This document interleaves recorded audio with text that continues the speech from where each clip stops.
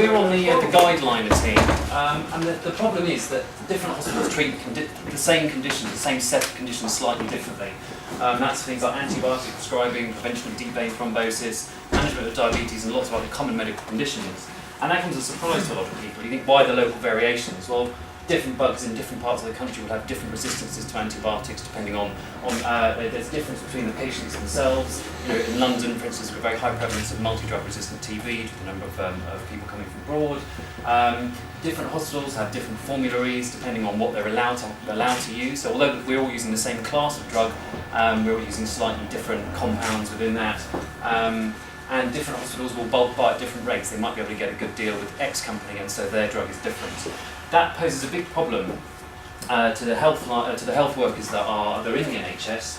We move around a lot. We are quite often on hospital rotations. From any 6 months to a year, we'll rotate to a different hospital. This applies to doctors as well as nurses.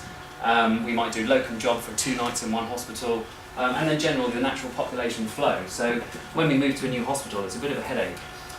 So if I need access to the local trust policy on a disease, I've got 3 options, and some hospitals literally have paper files full of documents of unknown provenance. You know, you just don't know whether these papers are up to date or not.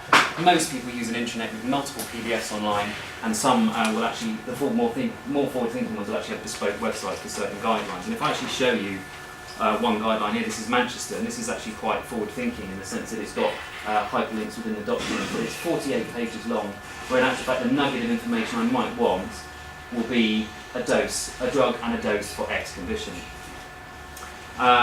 So the dream was to create a web service, create a web service and have serving out the content, so Trust will be able to input their protocols into the web service, and that will serve it out. And when you have, as a user, have your phone, you'll be notified when your local policies change. And you will always have in your pocket the latest guidelines, because at the moment I have to sit at a Windows XP PC, log in, takes about 5 minutes, navigate to the document store and scroll through a very large PDF, and also I might be using out-of-date information. So this is the Android app. We've got a list of all the hospitals in the country.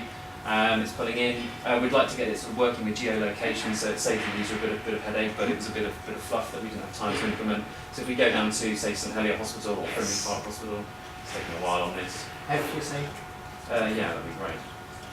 A bit quicker than S. There's 500 of them. It works very well on yeah, it works very well on our side screen, but there we go.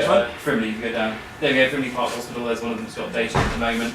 This hospital has put its antimicrobial policy in line, and then if we click onto that, you go into adult antimicrobial policies. They've only got one at the moment, the respiratory system for pneumonia. The patient that we're interested in has got hospital-acquired pneumonia, and it will tell us the first line, second line. Let's have a look. They're allergic to penicillin, so we'll try that one. And do this and that. There we go. So yeah, it's got a lot of application as well as just drugs. You know, it could be the local fire safety procedures. It could be where's the canteen. It could be anything. It's not just clinical protocols. But basically, the guys have put this extensible back end together whereby the user can actually customise their trees. We were initially going to put a static tree and then get the users to populate their own data. Marcus, who I don't know whether he's still here, said people aren't going to like that. So the guys have actually made an extensible framework so people can create their own trees and their own policies. Thank you.